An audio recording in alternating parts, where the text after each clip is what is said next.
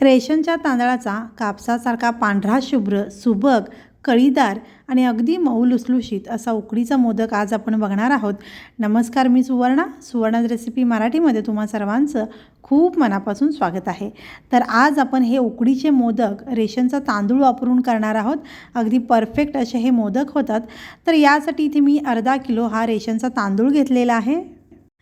पाव किलो इथे आपल्याला आंबेमोहर तांदूळ घ्यायचा आहे. जर तुमच्याकडे आंबेमोहर तांदूळ नसेल तर इथे तुम्ही बासमती तांदूळ वापरला तरी चालेल. यासोबतच आपल्याला पाव किलो इथे इंद्रायणी तांदूळ वापरायचा आहे. यासोबतच 2 चमचे आपल्याला साबुदाणा लागणार आहे. साबुदाण्यामुळे मोदकाची उकड पांढरी शुभ्र आणि छान चिकट होते. तर हे तिन्ही तांदूळ एकत्र करून आपल्याला स्वच्छ पाण्याने धुवून घ्यायचं आहे. तांदूळ धुताना जोपर्यंत या तांदळातील पाणी स्वच्छ निघत नाही तोपर्यंत आपल्याला हा तांदूळ धुवून घ्यायचा आहे. तर हा सगळा तांदूळ मी एका भांड्यामध्ये काढून घेते आणि अगदी 4 ते 5 पाण्याने हा तांदूळ स्वच्छ असा धुवून घेते. रेशनचा तांदूळ याच्यामध्ये आहे, त्यामुळे तांदूळ स्वच्छ धुतला गेला पाहिजे. तर हा तांदूळ मी स्वच्छ धुवून या चाळणीवरती पाणी निथळायला ठेवलेलं आहे. पाणी सगळं निघून गेलं, एक 10 मिनिटे ठेवायचं. पाणी सगळं निघून गेल्यानंतर एखाद्या स्वच्छ कापडावरती हा तांदूळ पसरवून घ्यायचा आहे. तर हा तांदूळ आपल्याला घरामध्येच पंख्याखाली सुकवून घ्यायचा आहे. दिवसभर तुम्ही पंख्याखाली ठेवलात तर अगदी छान कडकडीत हा तांदूळ सुकला जातो. आणि आता साबुदाणा मी वेगळा स्वच्छ धुवून घेतलेला आहे, तो सुद्धा याच्यामध्येच घालते आणि हा सुद्धा व्यवस्थित असा पसरवून घ्यायचा आहे. तर हे तांदूळ, हा साबुदाणा हे सगळं व्यवस्थित कडकडीत वाळलं पाहिजे. त्यामुळे पंख्याखाली अगदी तुम्ही दिवसभर जरी ठेवला किंवा रात्रभर जरी ठेवला तरी हा तांदूळ व्यवस्थित सुकला जातो. तर इथे रात्रभर पंख्याखाली हा तांदूळ मी सुकण्यासाठी ठेवला होता, व्यवस्थित वाळलेला आहे. आणि आता गिरणीतून याचं बारीक असं पीठ मी दळून आणलेलं आहे. तर हा तांदूळ दळताना शक्यतो तांदळावरतीच घातला गेला पाहिजे, याची आपल्याला काळजी घ्यायची आहे. अगदी पांढरी शुभ्र अशी ही मोदकाची पिठी आपली तयार आहे. तर मोदक करण्यासाठी सगळ्यात आधी सारण करून घेते. कढईमध्ये 1 चमचाभर तूप घातलेला आहे. ओला नारळ इथे 1 बाऊल भरून मी घेतलेला आहे. वाटीने 2 वाटी हा ओला नारळ आहे आणि त्याच वाटीने 1 वाटी इथे मी गूळ घेतलेला आहे.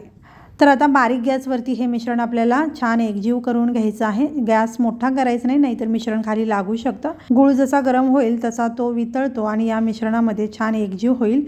तर इथे बारीक गॅसवरती साधारण 3 ते 4 मिनिटांमध्ये हा जो गूळ आहे व्यवस्थित या मिश्रणामध्ये मिक्स होईल.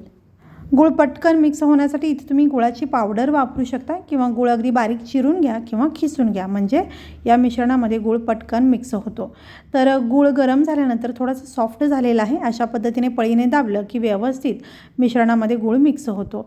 तर गूळ व्यवस्थित मेल्ट झालेला आहे, मिक्स झालेला आहे. आता याच्यामध्ये आपल्याला चवीनुसार किंवा आवडीनुसार जायफळ आणि वेलदोड्याची पावडर घालायची आहे. मी इथे वेलदोड्याची पावडर घातलेली आहे आणि जायफळ थोडंसं खिसून यामध्ये घातलेलं आहे.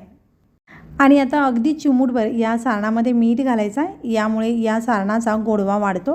तर आता हे घातलेलं सगळं साहित्य व्यवस्थित मिक्स करून घ्यायचं आहे आणि हे सारण आता आपलं तयार झालेलं आहे. गॅस बंद करून हे सारण आपण बाजूला ठेवूयात.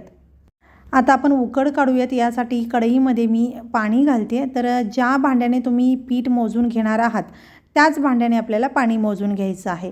तर 2 वाटी पाणी घातलेलं आहे, चवीपुरतं मीठ आणि अगदी अर्धा चमचा इथे मी साखर घातलेली आहे आणि अर्धा चमचा तूप घातलेला आहे. तर उकड करताना थोडीशी साखर वापरली की बाहेरचं आवरण आहे ना ते फिकं लागणार नाही, छान त्यालासुद्धा गोडवा येतो.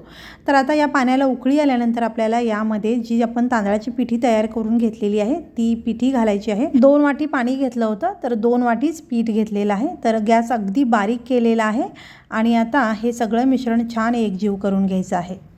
व्यवस्थित मिक्स करून पिठाच्या गुठळ्या शक्य तेवढ्या मोडून घ्यायच्या आहेत. आणि आता गॅस अगदी बारीक करूनच आपल्याला 3 ते 4 मिनिटे ही उकड छान अशी वाफवून घ्यायची आहे. अगदी मंद गॅसवरती झाकण लावून एक 3 ते 4 मिनिटे ही उकड मी वाफवून घेते. गॅस अजिबात वाढवायचा नाही, नाहीतर मग उकड खाली लागू शकते. एक 4 मिनिटानंतर ही उकड मी एका ताटामध्ये काढून घेतलेली आहे आणि आता ही उकड आपल्याला व्यवस्थित मळून घ्यायची आहे. हाताला सहन होईल अशी उकड झाली की लगेच मळायला घ्यायचे, पूर्ण थंड करायचे नाही, हलकीशी गरम असली पाहिजे. आणि उकड मळताना थोडासा पाण्याचा हात अधूनमधून लावायचा आहे, म्हणजे उकड हाताला किंवा ताटाला चिटकणार नाही. 2 ते 3 मिनिटे ही उकड मी पाण्याच्या हाताने मळून घेतली आणि आता शेवटी थोडंसं तेल लावून ही उकड मी मिनिटभर मळून घेतलेली आहे. अगदी मऊसूद अशी ही उकड तयार झालेली आहे. तर आता याची आवडीनुसार गोळे करायचे आहेत आणि आता आपण मोदक बनवूयात. अगदी मऊसूद लोण्यासारखी आणि पांढरी शुभ्र ही उकड तयार झालेली आहे। तर जे राहिलेलं पीठ आहे एखाद्या स्वच्छ ओल्या कापडाने आपल्याला हे झाकून ठेवायचं आहे। तर इथे मी एक एक गोळा घेऊन या पद्धतीने आता मोदक बनवून घेते। तर इथे या पद्धतीने मी मोदकाची पारी बनवते। तर आपण जे मोदकाचं पीठ बनवलं होतं अगदी परफेक्ट झालेलं आहे। या उकडीला छान चिकटपणा आहे, व्यवस्थित अशी ही पारी वळली जाते।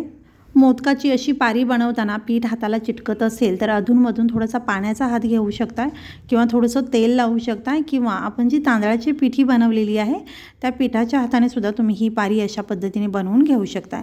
मी हलकासा पाण्याचा हात घेऊन अशा पद्धतीने ही पारी बनवून घेते। मोदकाची ही पारी शक्य तेवढी पातळ करायची, म्हणजे मोदक खाताना तोंडामध्ये पीठ न लागता पिठाचा भाग कमी लागतो आणि सारणाचा भाग जास्त लागतो, त्यामुळे मोदक अगदी चविष्ट होतो। तर इथे अशा पद्धतीने मी शक्य तेवढी पातळ अशी ही पारी बनवून घेते। सगळ्या बाजूनी छान एकसारखी पातळ अशी ही पारी मी बनवून घेतलेली आहे आणि आता या पारीला आपल्याला अशा पद्धतीने कळ्या पाडून घ्यायच्या आहेत। तर कळ्या जेवढ्या शक्य आहे तेवढ्या जवळ पाडायच्या आहेत आणि इथे तुम्ही व्हिडिओमध्ये बघू शकताय या 3 बोटांचा वापर करून अशा पद्धतीने आपल्याला या मोदकाच्या पारीला कळ्या पाडून घ्यायच्या आहेत। शक्य तेवढ्या जवळ कळ्या पाडायच्या, म्हणजे मोदक अगदी सुबक दिसतो। कळ्या पाडताना पीठ जर हाताला चिटकत असेल तर इथे तुम्ही अधूनमधून पाण्याचा, तेलाचा किंवा पिठाचा हात लावून घेऊ शकता। कळ्या पाडताना वरपासून अगदी खालपर्यंत पाडायच्या, म्हणजे मोदक अगदी सुंदर आणि छान असा कळीदार दिसतो। तर इथे या पारीला सगळ्या बाजूनी मी व्यवस्थित अशा कळ्या पाडून घेतलेल्या आहेत आणि ही आपली मोदकाची वाटी जी आहे ही तयार झालेली आहे। आता सारण थंड झालेलं आहे आणि आता यामध्ये सारण भरूयात। तर साधारण 2 ते 2.5 चमचे सारण मी यामध्ये भरलेलं आहे। ही मोदकाची वाटी व्यवस्थित भरली पाहिजे इतकं सारण आपल्याला यामध्ये घालायचं आहे आणि मोदक अशा पद्धतीने बंद करून घ्यायचा आहे।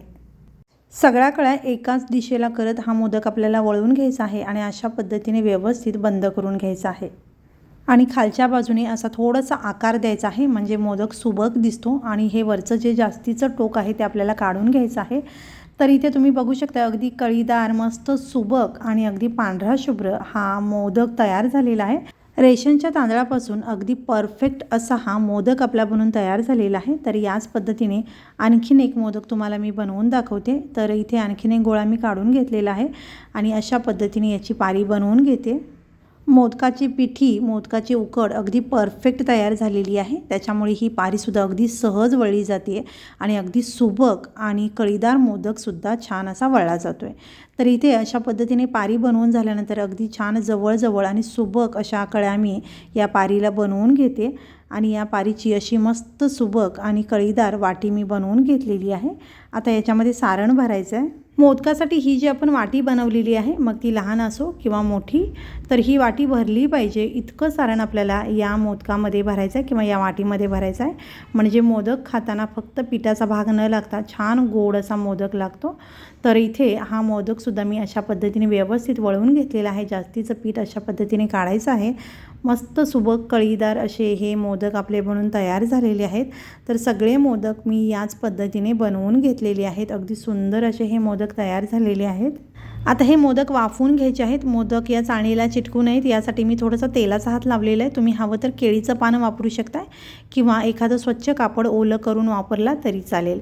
चाळणीमध्ये बसतील एवढे मोदक घातलेले आहेत। पाणी एका बाजूला मी उकळण्यासाठी ठेवलेलं आहे आणि आता या मोदकांना केशराच्या काड्या मी लावून घेते। मोदक अगदी सुंदर दिसत आहेत। तर पाण्याला उकळी आल्यानंतर ही मोदकाची चाळण मी या पाण्यावरती ठेवलेली आहे। एखादी खोलगट ताट याच्यावरती अशा पद्धतीने झाकायची आहे। मध्यम गॅसवरती 10 ते 12 मिनिट हे मोदक वाफवायचे आहेत। 10 ते 12 मिनिटानंतर मी झाकण काढलेलं आहे। मोदक अगदी सुंदर तयार झालेले आहेत। गॅस बंद करून हे मोदक काढून घेते आणि राहिलेले मोदक याच पद्धतीने वाफवून घेते। अगदी सुबक, सुंदर, मऊ, लुसलुशीत, पांढरे शुभ्र असे हे रेशनच्या तांदळाचे मोदक आपले तयार झालेले आहेत। बनवायला अगदी सोपे आहेत आणि परफेक्ट असे हे मोदक बनून तयार होतात। एक मोदक तुम्हाला मी तोडून दाखवते। अगदी मऊ, लुसलुशीत, लोण्यासारखे हे उकडीचे मोदक आपले बनून तयार आहेत। तर या पद्धतीने तुम्ही सुद्धा हे मोदक बनवून बघा आणि तुम्हाला जर व्हिडिओ आवडला असेल तर व्हिडिओला लाईक, शेअर आणि चॅनलला सबस्क्राईब जरूर करा। हा व्हिडिओ पाहिल्याबद्दल खूप धन्यवाद।